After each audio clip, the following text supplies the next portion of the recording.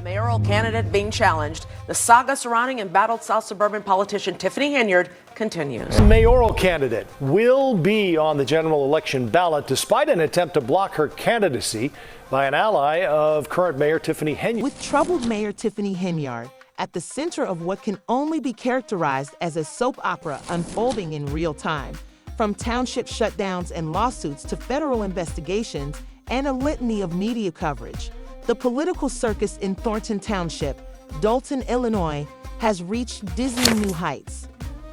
How did it get to this point, and why does it feel like there is a new headline about disaster under her watch every day? Let's go into the crazy drama that has everyone talking. Confront is Henyard's leadership has turned into an unmissable spectacle. We spoke to Henyard's spokespeople today and trustees who are calling it a ploy. What's going on? What do we do? What do we have to do? On Wednesday morning, the Thornton Township building was locked up tight with a sign on the door announcing its closure. No one knew how long it would last or what services were affected, and residents in need of assistance programs were waiting for employees to arrive. This was the first township shutdown that left residents and staff scratching their heads for answers, for work, and even the township assessor was left in the dark. One man arrived to turn in urgent paperwork for a food assistance program and was shocked to see that the doors were locked. His words were obviously frustrated, and that is the question that everyone is asking. What will happen next? Lights are off behind me, the doors are locked here, and there's a sign on the building right now that says it's closed. For how long? Neither residents nor employees know. This shutdown follows a series of township meetings that failed to reach a quorum, primarily due to the refusal of two trustees, Carmen Carlisle and Chris Gonzalez. Henyard claims that their absence is a calculated attempt to prevent her from appointing someone to a vacant trustee position, which would have given her a tie-breaking vote on the board. However, the township hasn't reached a quorum. Be able to renew its insurance, which is essential for operations. According to Henyard, without insurance, she has been warned, services for children and seniors may be discontinued, and more than 100 employees may be laid off. The mere mention of possible layoffs is painful. Now, vital programs like senior transport and after-school programs are in jeopardy, she added. Today, but was met by this sign. Okay, here I am, and they disappeared now. The insurance scandal has also raised questions about how transparent the Henyard administration's financial planning is. Critics contend that years of unbridled spending under Henyard's leadership are to blame for the township's financial difficulties, and locals have cited the notorious $40,000 in unaccountable Amazon. During a recent town hall panel, a resident questioned, "What else are they hiding?" Dalton has dismissed these charges, stating that her administration inherited a financial mess that she has been working tirelessly to fix. Purchases discovered during a limited audit of Dalton's finances were found to be evidence of poor oversight. Again, no comment from Mayor Tiffany Henyard. Voters here will first head to the polls in February for the primary election, then the general mayoral election. Contributing to the fire's fuel, the frustration of working in such unstable conditions has been expressed anonymously by some township employees. One employee said that it feels like the residents are being used as pawns in a political chess game and are caught in the middle of these situations. We're always concerned about whether we'll have jobs next month. Feelings show a growing sense of unease among residents who depend on these essential services, as well as township employees. With no obvious solution in sight, it is unclear whether the township will continue to decline or whether Henyard administration can regain enough stability to fulfill its commitments. Our job is to govern, to provide a way, provide services, and we're not doing that because they're stalling government, gridlocking it, because they can't have their way. However, Gonzalez and Carlisle have a different perspective, contending that Henyard is using the insurance issue as leverage to compel the appointment of the trustee.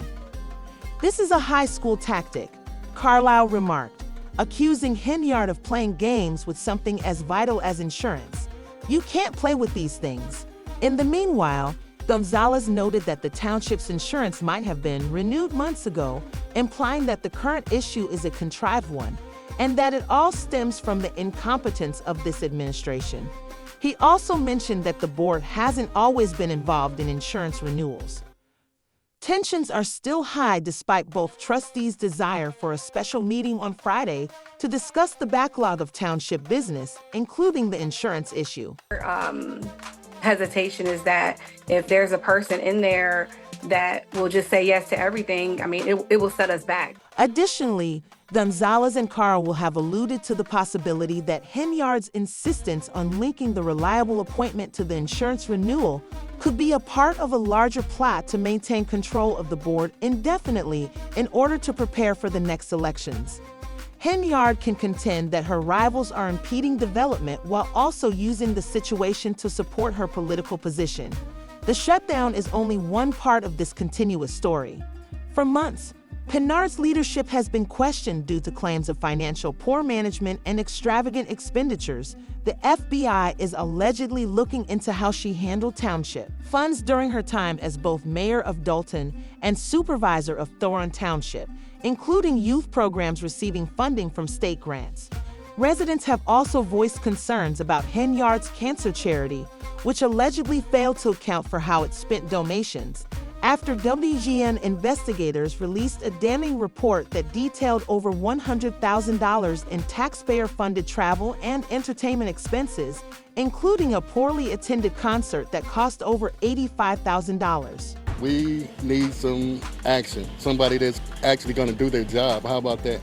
Somebody that's come in, work for the people, not themselves, and have pictures all over the place. Henyard is also involved in numerous legal disputes, as if that weren't enough.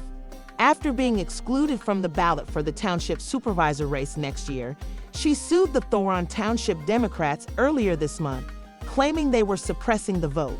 State Senator Napoleon Harris, the Democratic Party chair in the township, is accused in the lawsuit of organizing a caucus that barred her supporters from entering the venue, leaving them to endure sub-freezing conditions while his supporters obtained nominations inside Henyard called herself the Rosa Parks of Thoron Township during a press conference, calling the caucus a hostile takeover and vowing to fight back.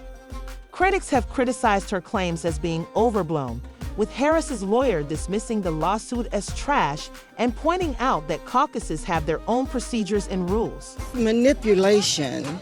Nobody likes being manipulated, and when you get here, you know that's exactly what's happening. Additionally, the strange saga of Henyard's eviction case is on.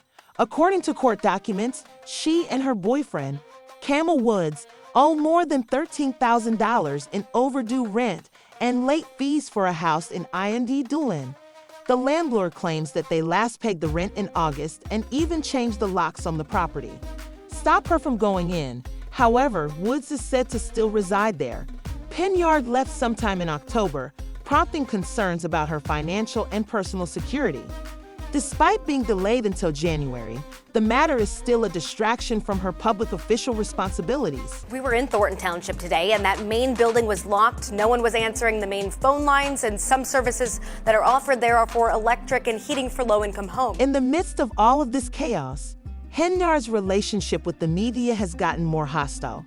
At a recent press conference, she granted reporters access to a small, empty office, but her food pantry manager afterward told them that she wouldn't talk to bloggers or certain neighborhood newspapers in Burgundy Blue.